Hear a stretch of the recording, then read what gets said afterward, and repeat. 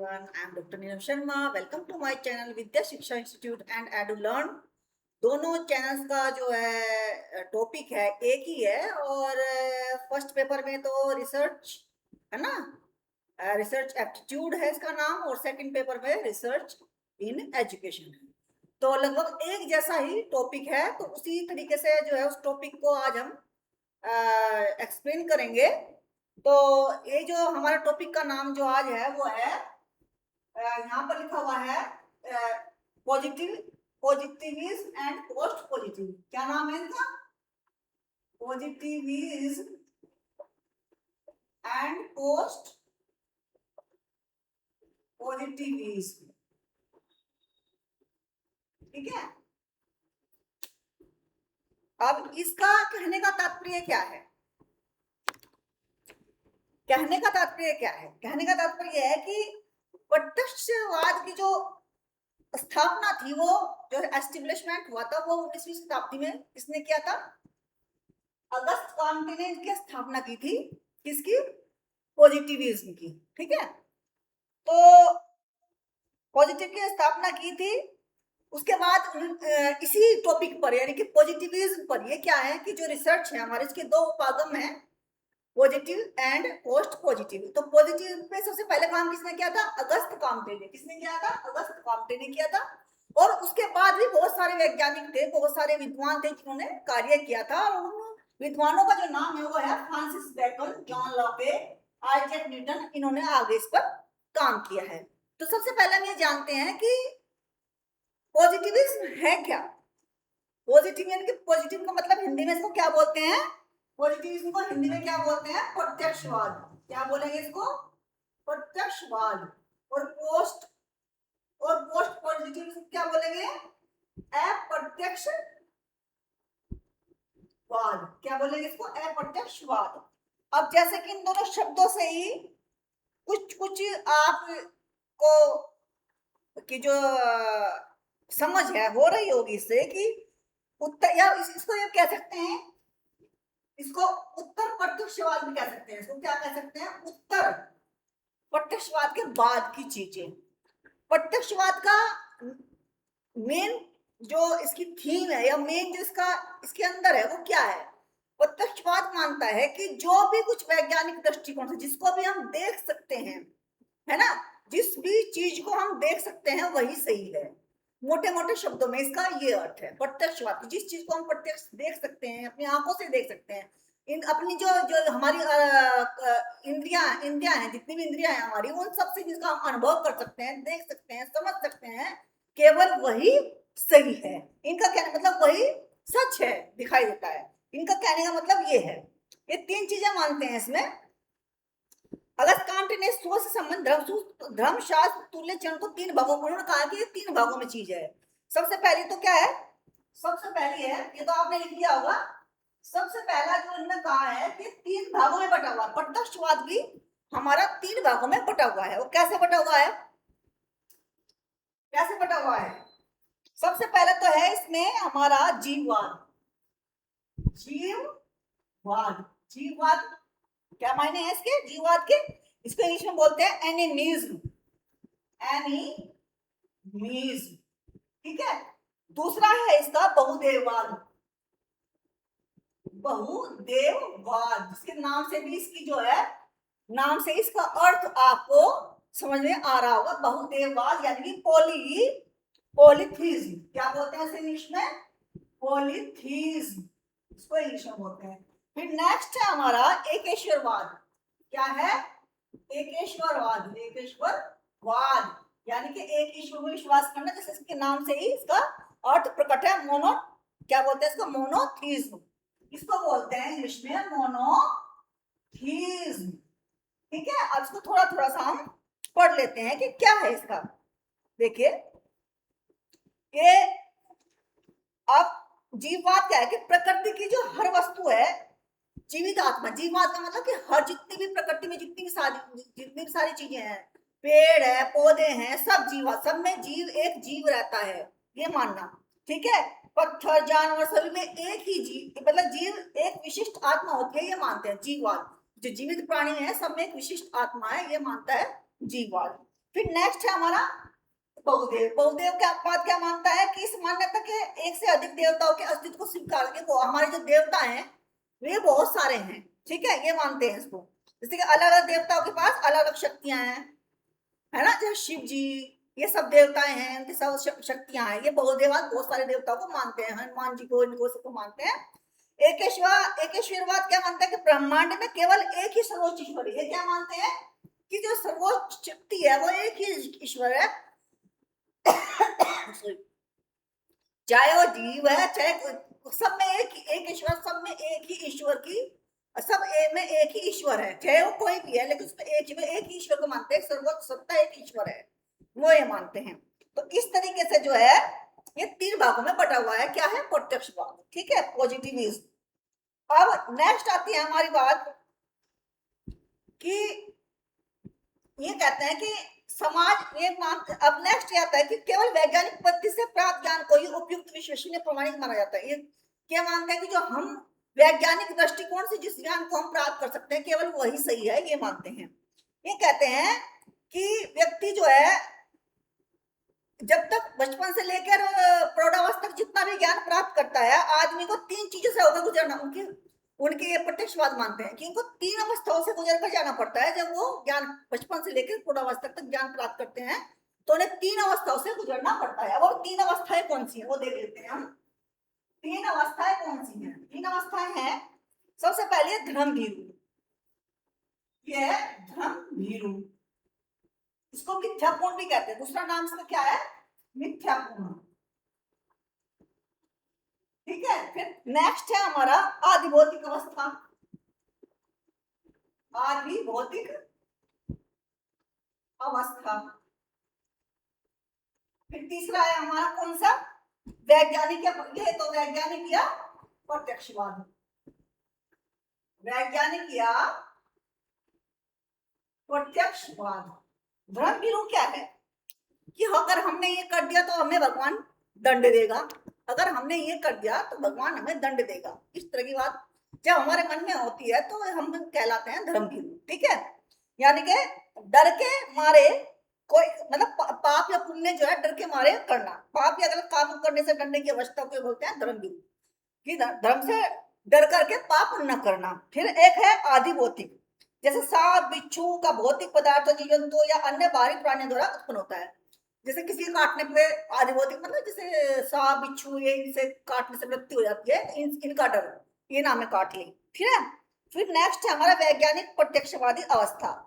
ये तो आपको पता ही है वैज्ञानिक या प्रत्यक्षवादी, यह वह अवस्था होती है जिसमें समाज और प्रकृति का अध्ययन केवल अवलोकन, निरीक्षण और प्रशिक्षण के माध्यम से ही किया जाता है, इसको बोलते हैं प्रत्यक्षवादी। ये 3 अवस्थाओं से गुजरकर, यानी कि कोई चीज, जैसे मान लो पहले तो हमने डर के मारे कोई चीज हमने पाप नहीं किया, फिर उससे आगे बढ़ी आदि भौतिक, ये बात मानी हमने कि सांप बिच्छू इनका डर हो गया। अब हम क्या है कि हर चीज को वैज्ञानिक दृष्टि, फिर हमारी तीसरी अवस्था आती है जब हम हर चीज को वैज्ञानिक कसौटी पर कसकर देखते हैं कि ये सही है या गलत है। तो तीनों अवस्थाओं से गुजरना पड़ता है। कामटे के अनुसार मनन चिंतन 3 अवस्थाओं धार्मिक, भौतिक, प्रत्यक्ष से गुजरता है। भौतिक विज्ञान की तरह समाजशास्त्र का अध्ययन भी वैज्ञानिक विधि के अनुसार करता है ना। तो इस तरीके से जो है क्या करते हैं हम, धीरे धीरे करके विज्ञान की तरफ बढ़ते हैं, है ना। अब इसमें भी 3 चीजें हैं। जो सामान्य ज्ञान होता है इसको, इसमें आगमनात्मक और निगमनात्मक 2 अवस्थाएं होती हैं। इसमें क्या होती हैं? आगमनात्मक और निगमनात्मक 2 अवस्थाएं इसमें होती है। यहाँ आगमनात्मक तर्क मुख्य दृष्टिकोण है, परिकल्पना को प्रक्रिया द्वारा प्रशिक्षण किया जाता है, विज्ञान को मूल्य मुक्त माना जाता है, विज्ञान को मूल्य मुक्त माना जाता है। एक नेक्स्ट है हमारा जो इससे संबंधित पहलू है, सत्ता मीमांसा, ओंटोलॉजी। क्या नेक्स्ट है हमारा? ओंटोलॉजी। क्या बोलते हैं इसको? सत्ता मीमांसा, ओंटोलॉजी। ओंटोलॉजी इसका मतलब क्या है? सत्ता मीमांसा। सत्ता मीमांसा जो सृष्टि के तत्वों से संबंधित है, ठीक है। किससे संबंधित है? किससे संबंधित है?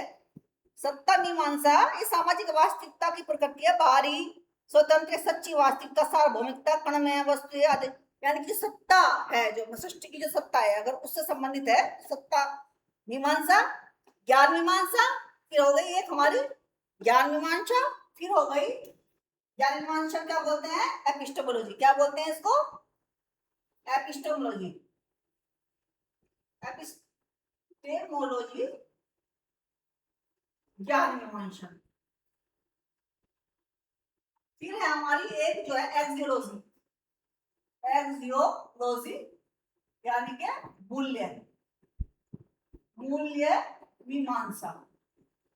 ठीक है, ये तीन है हमारे पास में। तो सत्ता मीमांसा में तो आपको पता लग गया क्या है कि बाहरी वास्तविक जो हमारी सत्ता है, सृष्टि की जो सत्ता है, इसके बारे में बात करना। स्वतंत्र, सच्ची वास्तविकता, सार्वभौमिकता, कण में वस्तु है ना, ये सब चीजें जो सत्ता से संबंधित है, सृष्टि का जो के तत्व जो है। फिर ज्ञान मीमांसा, ये है ज्ञान प्राप्ति का ढंग है। ज्ञान मीमांसा भी ज्ञान प्राप्ति का ढंग है। वैज्ञानिक तथ्य अवलोकन योग्य औसत स्तर के तथ्य कानून की तरह सामान्यीकरण करना, संख्याओं का ध्यान। ज्ञान कैसे प्राप्त करते हैं हम, जैसे नॉलेज प्राप्त करते हैं, किताबी ज्ञान भी, किताबों से जो ज्ञान प्राप्त करते हैं, सारे ज्ञान भी इसी में आते हैं, है ना। कारण और कार्य कारण क्या है, ये सब चीजें। फिर है मूल्य। मूल्य मुक्त शोध का मतलब है कि शोध, अब ये मूल्य मुक्त शोध का आता है ना एक शब्द, तो मूल्य मुक्त शोध का मतलब है कि जो भी हम अपनी रिसर्च के बारे में जो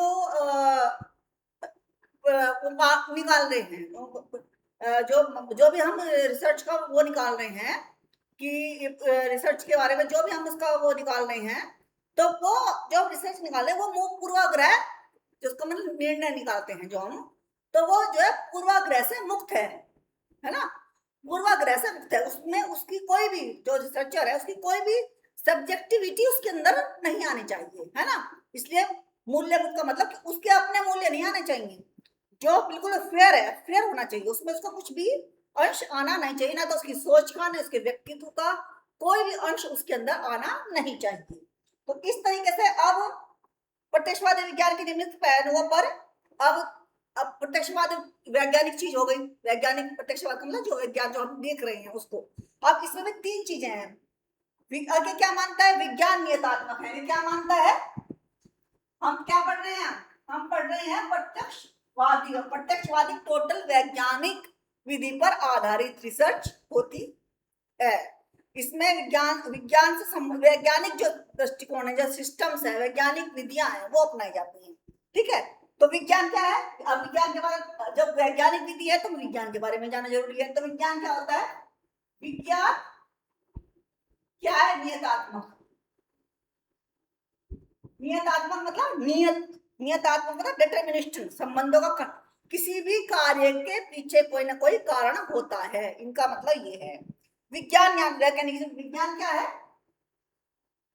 सब कहते हैं वैज्ञानिक, वैज्ञानिक जो हर चीज सिस्टम से चलती है। मैकेनिज्म है इसमें, क्या है इसमें, मैकेनिज्म, मैकेनिज्म इसमें काम करता है। ठीक है, विज्ञान क्या करता है, विधियों का प्रयोग करता है, निरीक्षण, अवलोकन, सारी विधियां इसके अंदर आती हैं। विज्ञान अनुभववादी है। ये क्या है, विज्ञान क्या है, एम्पायरिसिज्म, यानी कि ये जो है अनुभववादी है। क्या है ये, अनुभववादी है। अनुभववादी है। अनुभववादी की जो, मान लीजिए किस चीज को हम एक्सपीरियंस करेंगे, आंखों से कोई चीज देखेंगे उसको अनुभव करेंगे, कानों से कोई चीज सुनेंगे उसका अनुभव करेंगे, यानी हर चीज एक्सपेरिमेंट पर आधारित, हर चीज एक्सपेरिमेंट आधारित होगी तभी इसको सच या सही माना जाएगा। ये बोलते हैं कौन, पॉजिटिविस्ट वाले, है ना। अब इसकी कुछ सीमाएं भी हैं। मान लीजिए कोई भी कुछ भी हम काम करते हैं उसकी कोई ना कोई सीमा होती है, कुछ ना कुछ सीमा होती है ना, तो इनकी तो कुछ लिमिटेशन है। हमारी लिमिटेशन है कि हर चीज तो वैज्ञानिक, अब मान लीजिए हमें किसी चीज की अनुभूति करनी है, हर चीज तो हम वैज्ञानिक दृष्टि से, कुछ चीजें ऐसी है जिसको हमें मानना ही पड़ता है, हम उनको देख भी नहीं सकते, है ना। सीमाएं क्या होंगी, इनकी सीमाएं क्या होंगी। अब वैज्ञानिक को सीमाएं तो होती है ना, हर चीज वैज्ञानिक दृष्टि, कुछ चीजें ऐसी हैं जो हम मानते जो हमारी परंपरा चली हुई आ रही है वो मानते हैं, तो इनकी कुछ सीमाएं हैं, पॉजिटिविज्म की कुछ सीमाएं हैं। सीमाएं क्या है, कभी कभी प्रत्यक्षवाद तत्व मीमांसा की ऐसी कृति करता है ना। तत्व मीमांसा की जो सृष्टि के तत्व हैं, उनसे कभी कभी वो क्या करता है, ऐसी कृति करता है। एक ऐसी स्थिति है जिसमें यह माना जाता है कि ज्ञान का लक्ष्य केवल उन घटनाओं का वर्णन करना है जो हम अनुभव करते हैं। वो तत्व मीमांसा की ऐसी कृति करके ये मानता है कि ज्ञान का लक्ष्य केवल उन घटनाओं का वर्णन करना जो हम कहते हैं कि जो हम अनुभव करते हैं, केवल उन्हीं घटनाओं को, जो अनुभव नहीं कर सकते वो घटनाएं हमारे लिए कोई मायने नहीं रखती है। ठीक है। अच्छा, प्रत्यक्षवाद ज्ञान के एक वैध शोध के रूप में अनुभव पर निर्भर करता है। तो हो गया आपका, यही मानते हैं। ठीक है, तो ये हो गया इसकी, क्योंकि एक ही मतलब उन्होंने दायरा, अपना दायरा निश्चित कर लिया ना कि इसके आगे कुछ नहीं है, उन्होंने दायरा कर लिया है, तो ये सीमा है एक। ठीक है, नेक्स्ट आता है हमारा पॉजिटिविज्म। आई थिंक कि पॉजिटिविज्म आपको समझ में आ गया होगा। कुछ समझ में नहीं आया तो आप पूछ सकते हैं, कमेंट बॉक्स में कमेंट कर सकते हैं। अब नेक्स्ट है हमारा, ये लिखा हुआ है ना, ये है उत्तर, क्या है हमारा उत्तर प्रत्यक्षवाद। आप ये देखिए, इसका इसका क्या मतलब है प्रत्यक्ष, इसका क्या मतलब उत्तर।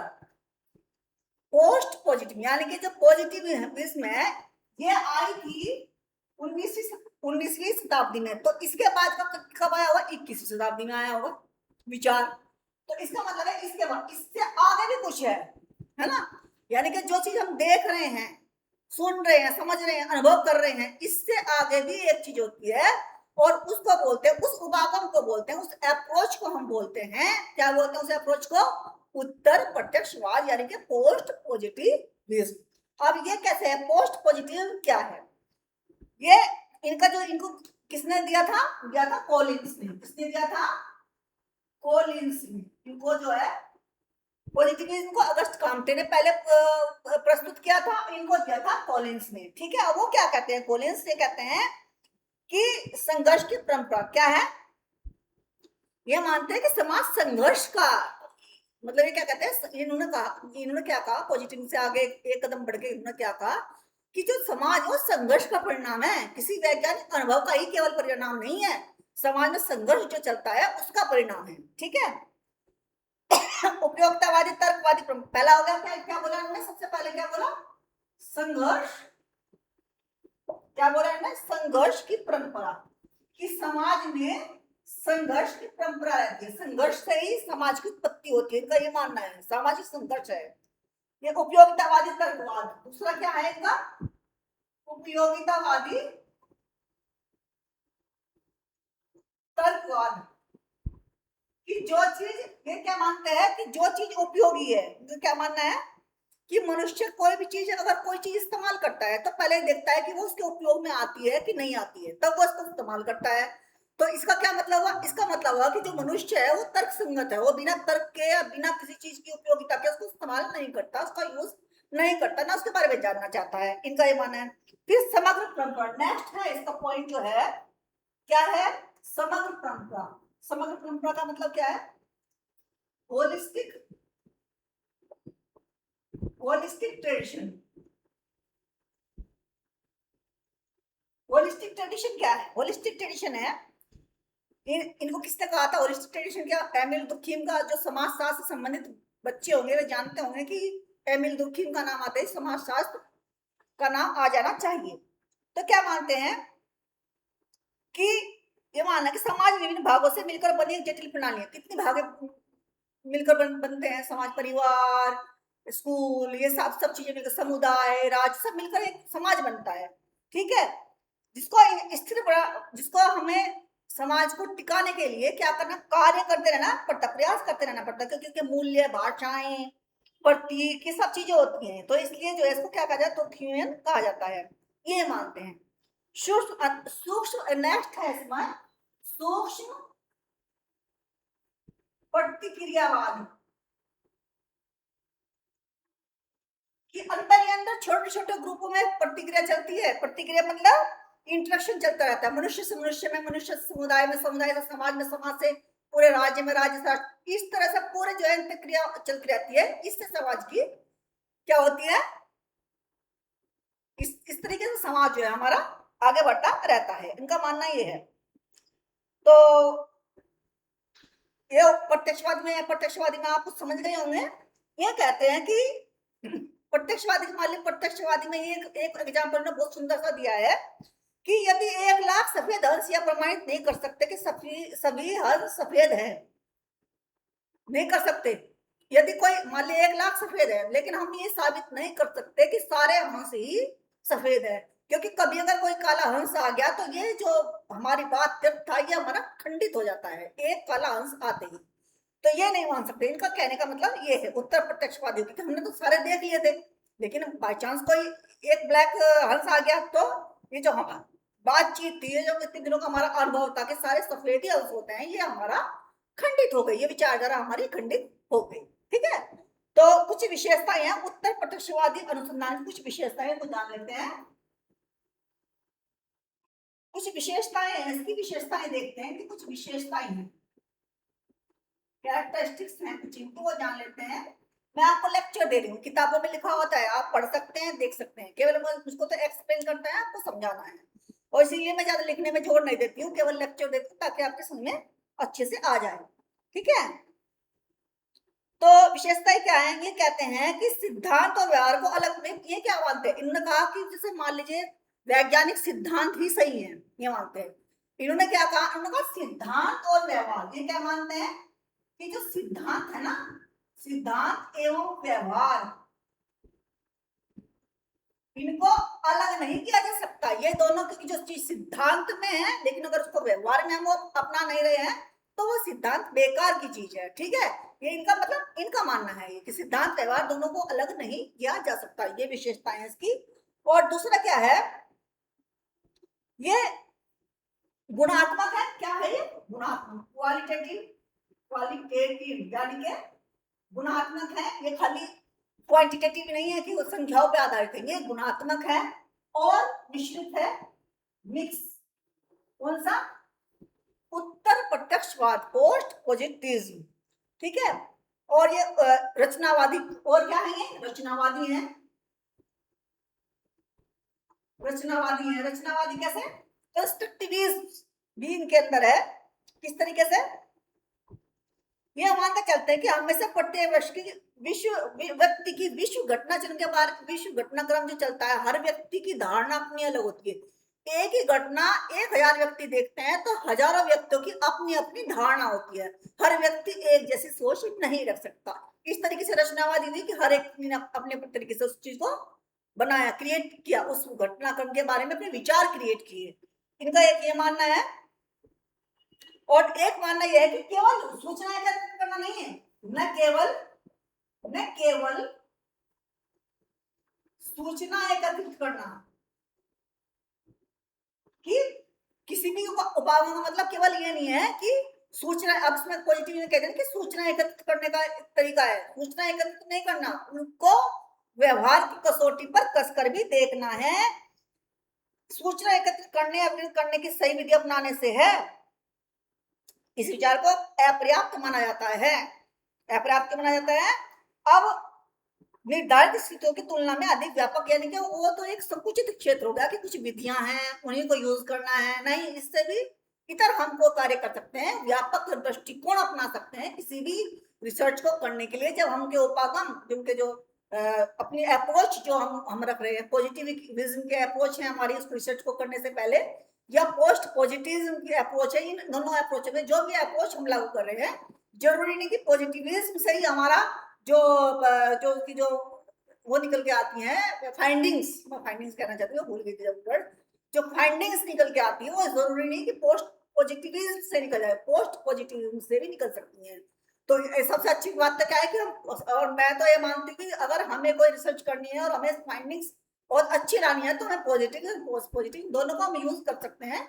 जहां आवश्यकता हो पॉजिटिविज्म की, जहां आवश्यकता हो पोस्ट पॉजिटिव की, वो तो उसके जो हमारा क्या, हमारा क्वेश्चन क्या है, हमारा स्टेटमेंट ऑफ द प्रॉब्लम क्या है, प्रॉब्लम के अकॉर्डिंग हमको चलना होता है। अब ये मुझे ऐसा लगता है, मैं ऐसा मान चलती हूँ कि थोड़ा बहुत आपको पॉजिटिव या पोस्ट पॉजिटिव समझ में आ गया होगा। आप कमेंट बॉक्स में कमेंट कर सकते हैं कि आपको समझ नहीं आया। क्लासेस शुरू हो चुकी हैं, अब क्लासेस लगातार चलेगी, कोई ब्रेक नहीं होगा क्लासेस में। तो students, respect your teachers, respect your parents, और अपनी सेहत का ध्यान रखिए और यूजीसी नेट की तैयारी करते रहिएगा। आप निश्चित रूप से आप उसमें पास हो जाओगे, आप क्रैक कर लोगे।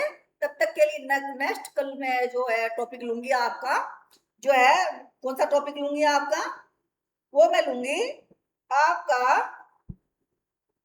अनुसंधान का वर्गीकरण, क्लासिफिकेशन ऑफ, यानी कि कितने प्रकार के अनुसंधान होते हैं। ये मेरा नेक्स्ट टॉपिक है कल का, क्लासिफिकेशन ऑफ रिसर्च, है ना। यानी कि कितने प्रकार के हैं, कितने प्रकार किस परिणाम के आधार पर क्या है, संख्या क्या, मतलब इस तरह से इनके कितने हमारे जो क्लासिफिकेशन है वो कितने आधार पर करते हैं हम किसका, रिसर्च का। तो कल का जो मेरा टॉपिक होगा वो क्लासिफिकेशन ऑफ रिसर्च का होगा। तो कल के लिए तैयार रहेगा, कॉपी पेन लेके बैठिएगा। जो मैं नोट्स बनाती हूँ, लिखवाती बहुत कम हूँ, जो मैं नोट्स आपको ज्यादातर लेक्चर देती हूँ वो समझने का प्रयास कीजिएगा और उस पर वर्क कीजिएगा। लिखने को तो किताबों में लिखा हुआ ही है, थोड़ा समझने की बात है कि आप समझो। ठीक है, बाय बाय।